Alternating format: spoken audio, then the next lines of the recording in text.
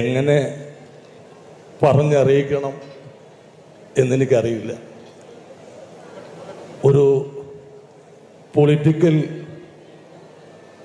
സിനിമയുടെ, ത്രില്ലർ സിനിമയുടെ, ദൃശ്യം 3 പോലുള്ള സിനിമയുടെ ക്ലൈമാക്സ് പോലെ ഏകദേശം 10 ദിവസത്തോളം നമ്മളെ മുൾമുനയിൽ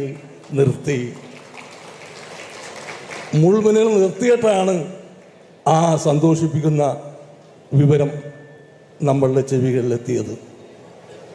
ഏതായാലും നമ്മൾ പറവൂർക്കാർക്ക് അഭിമാനത്തോടു കൂടി പറയാം, ഒരു പുഞ്ചിരിക്കുന്ന മുഖമുള്ളൊരു മുഖ്യമന്ത്രിയെ കേരളത്തിന് നൽകി. ഞാനിപ്പോ ആലോചിക്കുന്നത്, ഇത് നേരെ ഓപ്പോസിറ്റായിരുന്നു കരുതുക. നേരെ ഓപ്പോസിറ്റ്. 102 സീറ്റില്ല. കഴിഞ്ഞ വർഷത്തെ പോലെ സീറ്റുകൾ വന്നാൽ സതീഷ് ചേട്ടൻ്റെ അവസ്ഥ എന്തായിരുന്നേനെ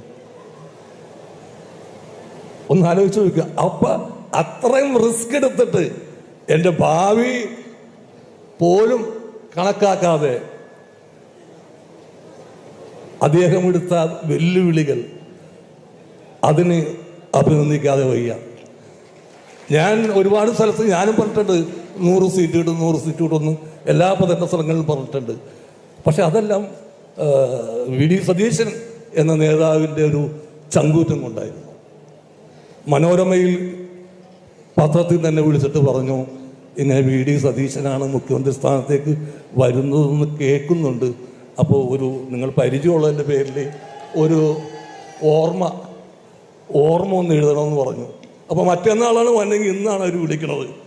അപ്പോൾ ഞാൻ പറഞ്ഞു, ഹോസ്പിറ്റലിൽ ചെക്കപ്പിന് പോകണം, ഞാൻ ഇന്ന് തന്നെ എഴുതി തരാമെന്ന് പറഞ്ഞു. അന്ന് പ്രഖ്യാപിച്ചിട്ടില്ല. അപ്പോൾ പറഞ്ഞു ഇന്ന് വേണ്ട, നാളെ മതി.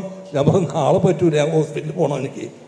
അങ്ങനെ അന്ന് തന്നെ എഴുതി ഞാനത് അയച്ചു കൊടുത്തു, മനോരമയിലേക്ക് അയച്ചു കൊടുത്തു. അപ്പോൾ അവർ പറഞ്ഞു ഇത് പ്രസിദ്ധീകരിക്കാൻ പറ്റുമോ?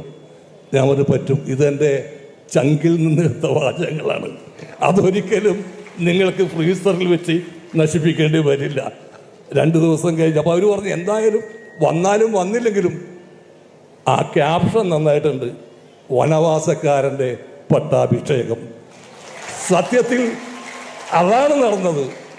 വനവാസത്തിന് പോവാൻ നിന്നവരെ നിർബന്ധിച്ച് പട്ടാഭിഷേകം നടത്തിയ ഒരു പറ്റം ജനതയുടെ സായുജ്യത്തിൻ്റെ കഥയാണ് ഇപ്പോൾ ഇന്ന് നമ്മൾ കാണുന്ന Shri VD. Satheesan. Well began is half done എന്നാണ് പറയാറ്. നല്ല തുടക്കം പകുതി ചെയ്തതിന് തുല്യമാണ്. അങ്ങനെയെങ്കിൽ നല്ല തുടക്കമായിരുന്നു.